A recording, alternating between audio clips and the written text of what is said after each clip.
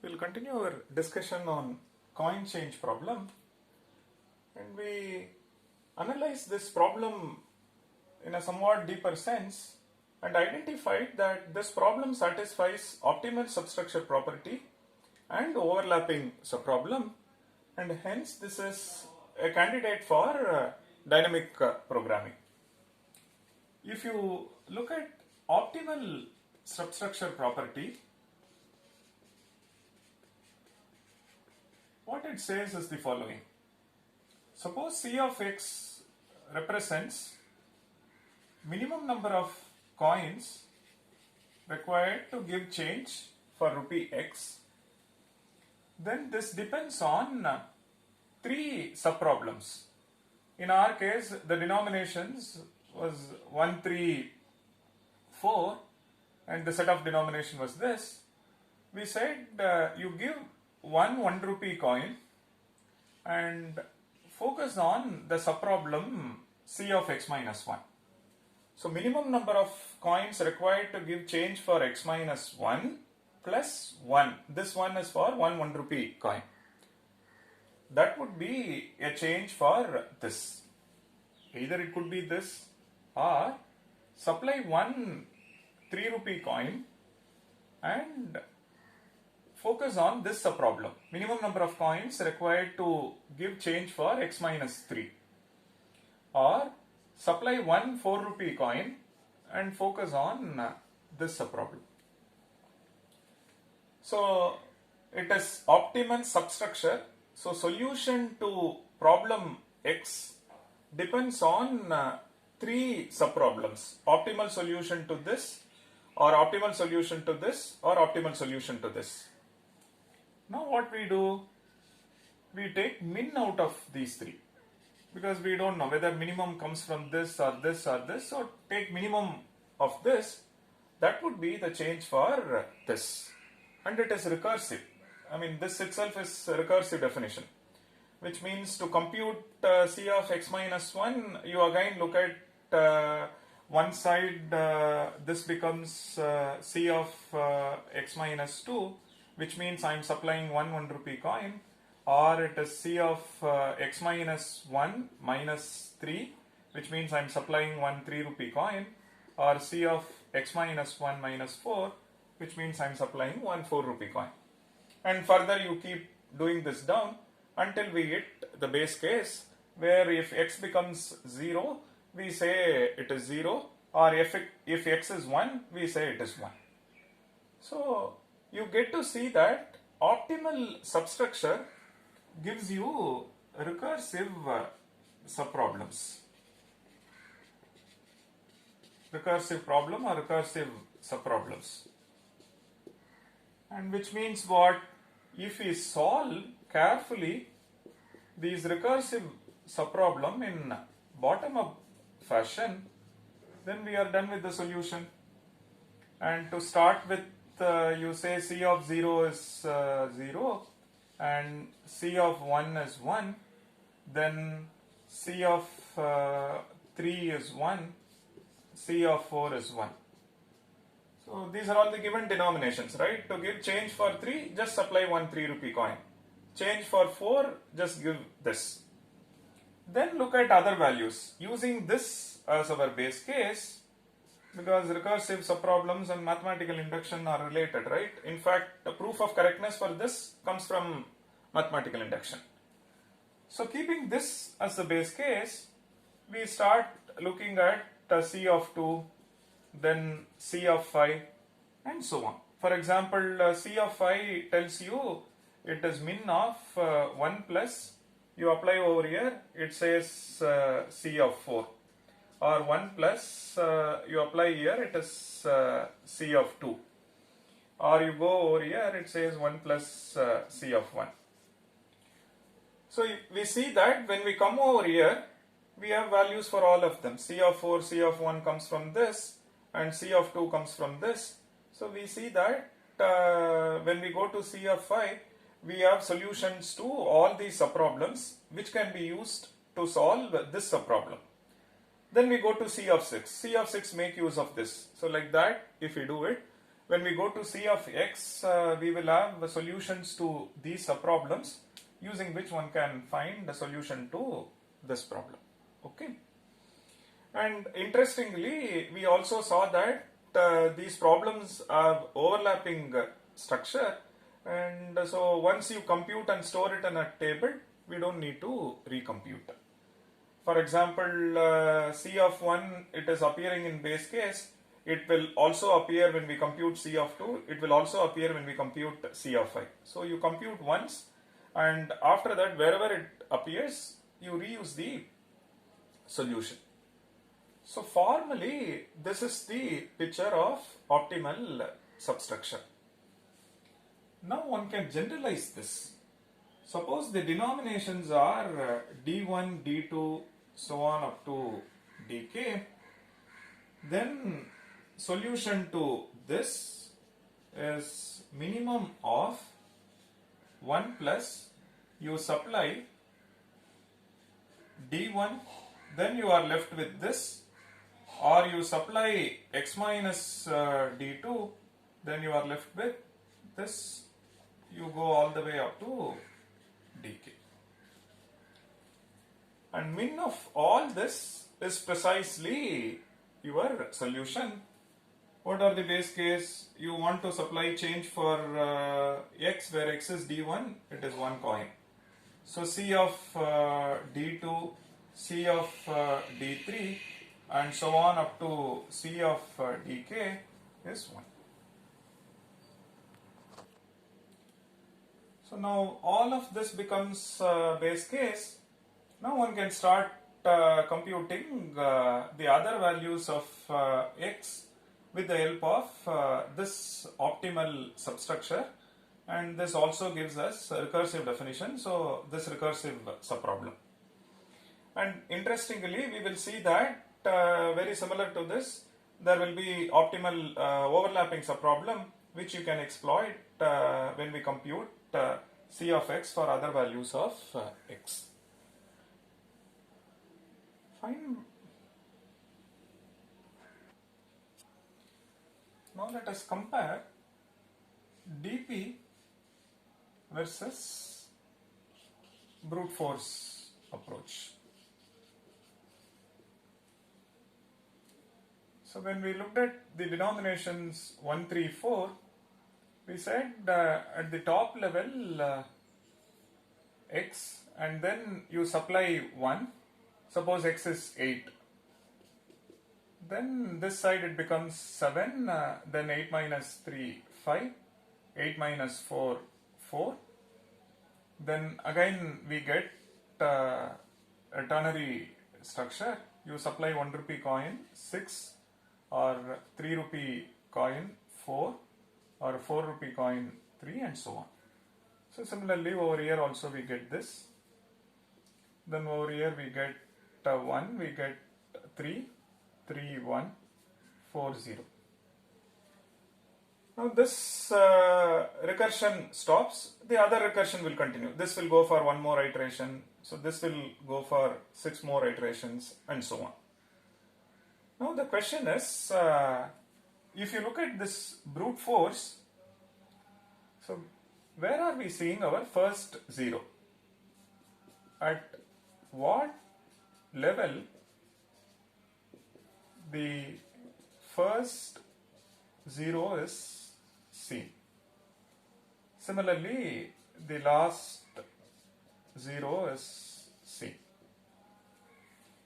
Correct? So which means recursion bottoms out here for this subproblem, then other part of the recursive tree will continue.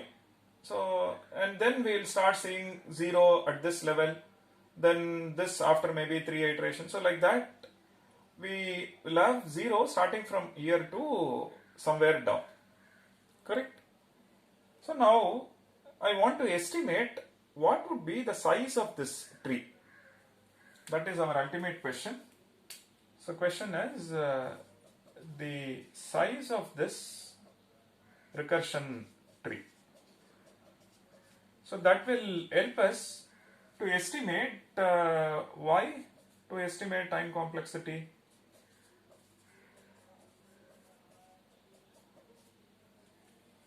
with this we can estimate what would be the time complexity of this algorithm, this brute force algorithm. Remember, there are subproblems. For example, here you want to give change for 4 rupee. This subtree and this subtree is one and the same.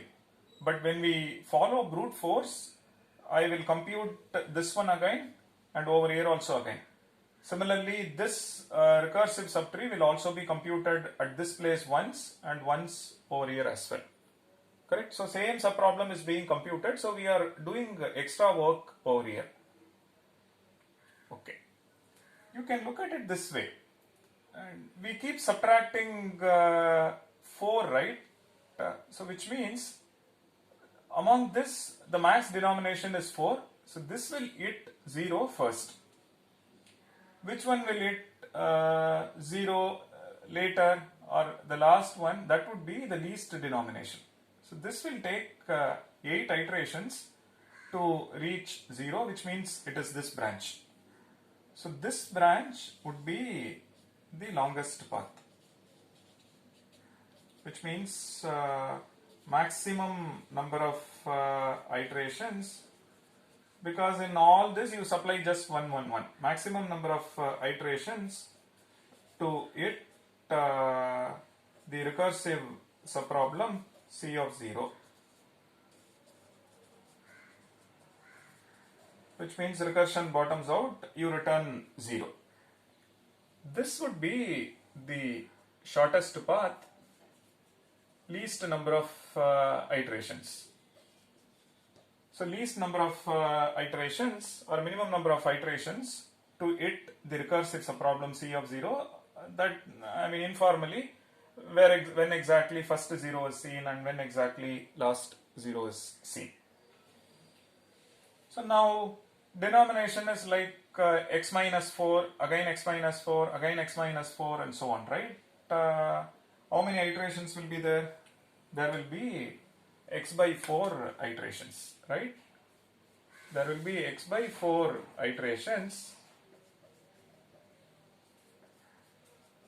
before we hit C of 0. And this one we will have x minus 1 iterations. Correct? So if you carefully observe this, we have this ternary tree structure. This ternary tree structure, it will be there until this iteration. Correct? Then subsequently this branch will not be there, we will have only 2. Then in the next place we will not have this. So until this part we see that there will be like complete ternary tree. So until this part it is complete ternary tree, which means all internal nodes have 3 children. So complete ternary tree. After that some will have 3, some will have 2, some will have 1 and so on. So after that it varies. So starting from here until this we may not see complete structure, but it is still a ternary tree because at most 3 children, right? It is still a ternary tree, but until this part it is full. Correct? So, and we would have spent some time in computing these subproblems, time in computing these subproblems and so on. So this many subproblems are seen by the algorithm. At least this many subproblems are seen by the algorithm. So what is the use of this? This tells you that size of this complete, let me call it as size of this complete, let me call it as sub-ternary tree, lower bounds, most importantly, lower bounds the number of recursive calls, or lower bounds the time complexity, because we need at least this many recursive calls and we spend something more. We are only saying this gives you at least this much time we have to spend to solve this problem. correct? And it is a ternary tree, which means the size of this sub-ternary tree, it is complete ternary tree, right? Size of this complete ternary tree is, we see x by 4 iterations, right? So until x by 4, at each level we have got 3, 3, correct? So we will have 3 over here, we will have 3 over here, and so on. So you can see that there will be 3 power 1 subproblems, then 3 square, like that it will be there. At level number x by 4, we see that there will be 3 power x by 4. So which means it will be at least 3 power x by 4. So formally it is omega of 3 power x by 4. So, and we may have some more recursive problems, right? We are only lower bounding the size of this tree, correct? And this is exponential in input x. This is exponential in input x. Input value is x. So what is x? X is input value or magnitude. So this tells you that brute force approach takes exponential time in input value. How did we do this? We looked at this tree and we estimated what would be the size of this tree. And until this part, x by 4 iterations, we see that it is complete. After that, you see a varying structure. The zeros are scattered starting from here. So, and that shows that the size of this tree is at least this much. We may have something more, right? Which means the underlying algorithm for brute force runs in exponential time. This implies that brute force algorithm runs in exponential time, exponential in x, correct? But we see a drastic improvement when you look at dp.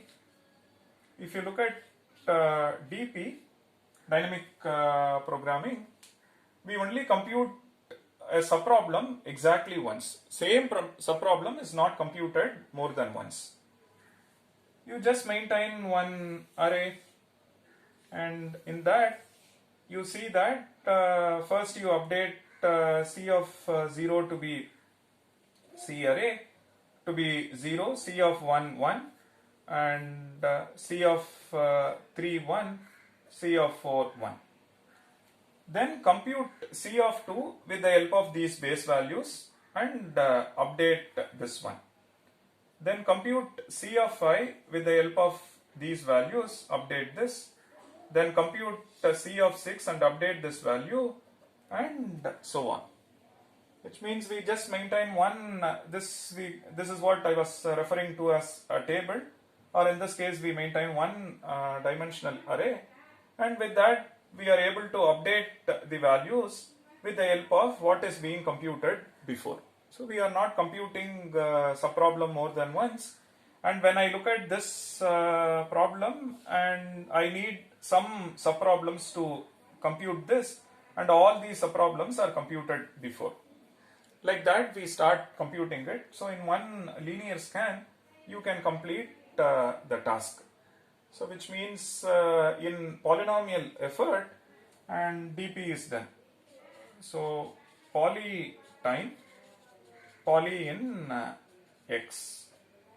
So we see that by maintaining this one-dimensional array and using our recursive subproblem, we are able to compute C of x for any x by making use of all subproblems that C of x refer to. Fine, so that is the beauty. And a brute force algorithm once you see that it exploits optimal substructure and overlapping subproblem, and exponential in input becomes poly in input. So we see a drastic improvement between brute force and dynamic programming. And this can be generalized, and so this is what we will be doing as part of this module, and take a case study, look at what would be the complexity through brute force, and then experiment with DP and see whether it satisfies optimal substructure and overlapping. If yes, then try designing a DP based solution. Now this can be generalized. Instead of 1, 3, 4, you can say that D1, D2, so on up to dk, and 4 here is maximum. So you find out what is D max. D max is D max of D1 to dk. And rupee x, so which means this one will be x divided by D max. Fine.